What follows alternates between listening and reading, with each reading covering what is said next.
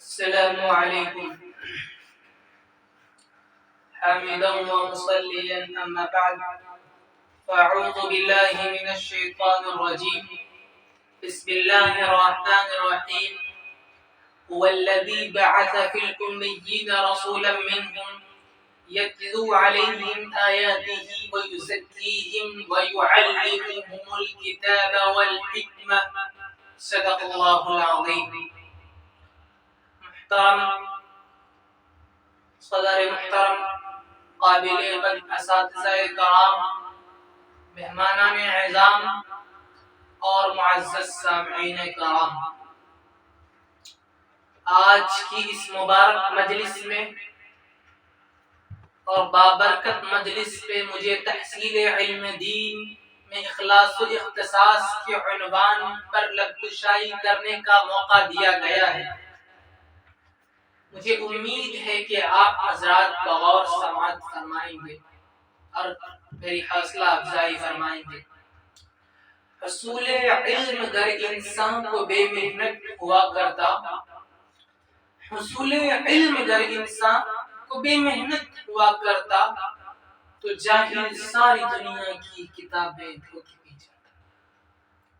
معزز سامعین کرام، آج دنیا میں ساری چیزیں موجود ہیں، سامان راحت کی کوئی کمی نہیں، دنیاوی چمک دمک، دل فریبیاں اور ہر قسم کی رعنائیاں موجود ہیں، مال و دولت، جاہ و منصب، الغرض زندگی گزارنے کے تمام اسباب مہیا ہیں، لیکن ان سب کے باوجود آج ہم انسان، خصوصاً ہم مسلمانوں کے پاس علم دین کے ساتھ اخلاص للہیت کی دولت بھی نہیں۔ نقش ہے سبنا تمام خونی جگر کے بغیر، نقش ہے سبنا تمام خونی جگر کے بغیر، نغمہ ہے سودائے خام خونی جگر کے بغیر۔ معزز سامعین کرام، پہلی چیز اخلاص ہے۔ یہ اخلاص ایک عظیم دولت ہے، اعمال و اخلاق کا سنگ بنیاد ہے۔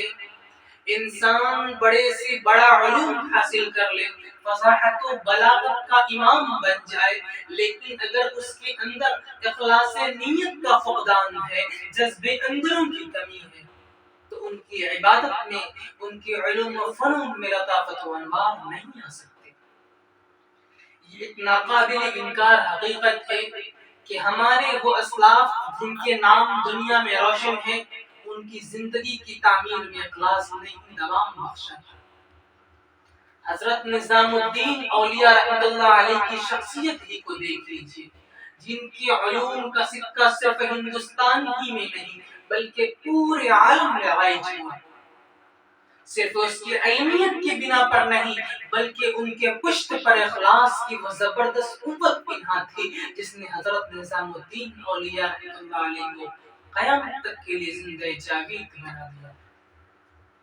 کسی نے سچ کہا ہے کہ اخلاص سے علم دین میں نورانیت، افراد میں ایثار و محبت پیدا ہوتی ہے، مخلصین کی زبان میں وہ تاثیر ہوتی ہے کہ دوست بھی دشمن بن جاتا ہے۔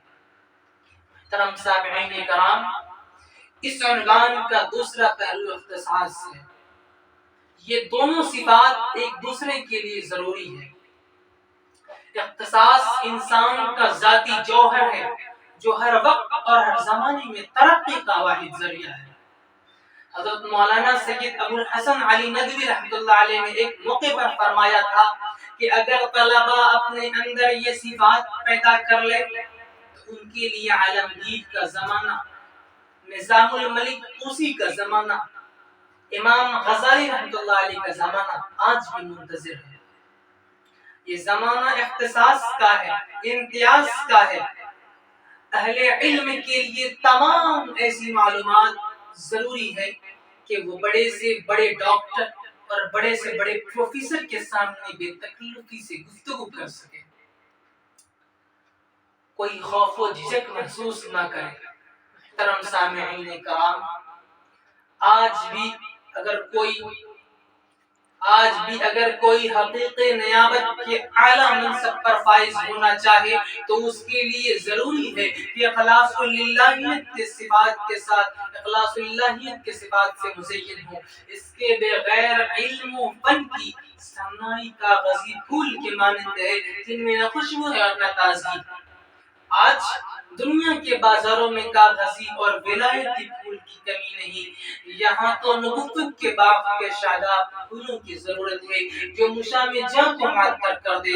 تاریخ کے صفحات پر ایسی سینکڑوں مثالیں موجود ہیں۔